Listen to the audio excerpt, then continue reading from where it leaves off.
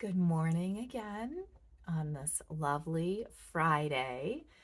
Today, we are going to listen to some words from Roxana Argueta, who lives in Lanham, Maryland, and works for a landscaping firm. She has attended St. Matthew's Parish in Hyattsville, Maryland since 2012. So we'll listen to what Roxana has to say to us after we say a prayer. Dios Todopoderoso, solo tú puedes ordenar los afectos y voluntades rebeldes de los pecadores. Concede gracia a tu pueblo para amar lo que tú dispones y desear lo que tú prometes, a fin de que en medio de los rápidos y variados cambios del mundo, nuestros corazones permanezcan fijos allí donde se encuentran los verdaderos goces, por nuestro Señor Jesucristo, que vive y reina contigo, y el Espíritu Santo, un solo Dios, ahora y por siempre. Amén. Amen. Roxana writes, I was born in El Salvador. I came to the U.S. at age 15 in order to escape an abusive family situation. At school, I was invited to participate in the Junior Reserve Officers Training Corps, something I was very proud of. One day, they asked me for my social security number, and I explained that I didn't have one. They told me that although I could continue with the training, I would not be able to serve in the armed forces. That was a failed dream. On one occasion, I received a deportation order, and for a while I lived in fear. It was a tremendous joy when DACA, Deferred Action for Childhood Arrivals, was implemented. DACA is not a law, but simply a government policy. It does not allow me to apply for residency, but it does give me some protection from deportation. Sometimes we use the expression dreamers to describe people who, like me, immigrated to the U.S. as children.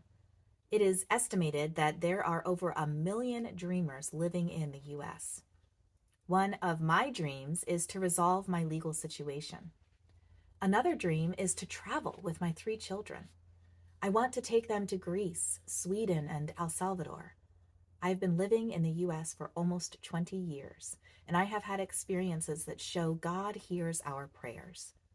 What motivates me the most to get up in the morning is to think about my 3 children who were born in the U.S.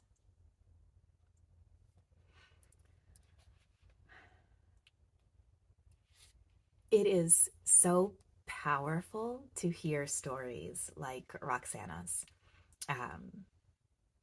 because we mentioned this a little bit in our conversation on Sunday, but often we don't get to sit with individuals like Roxana. We don't get to hear their stories unless we seek it out intentionally.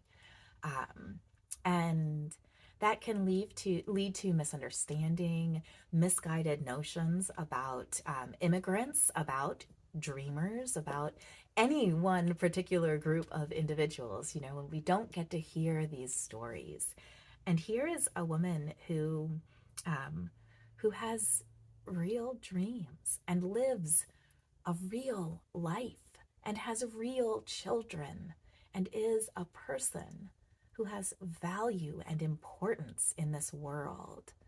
And I guess I join her in her dream for being able to resolve her legal situation, for being able to take her children back to El Salvador safely so that she can enjoy the country that she grew up in a safe way that does not threaten her physical, emotional, or spiritual well-being, that she can be there with her children and show them the joys of that place and then go home again to this home that has been hers for 20 years.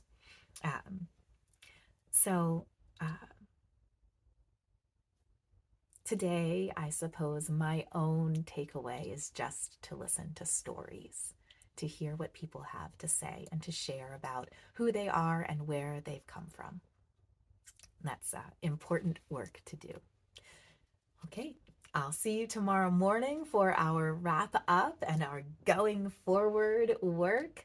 And until then, have a wonderful rest of your day.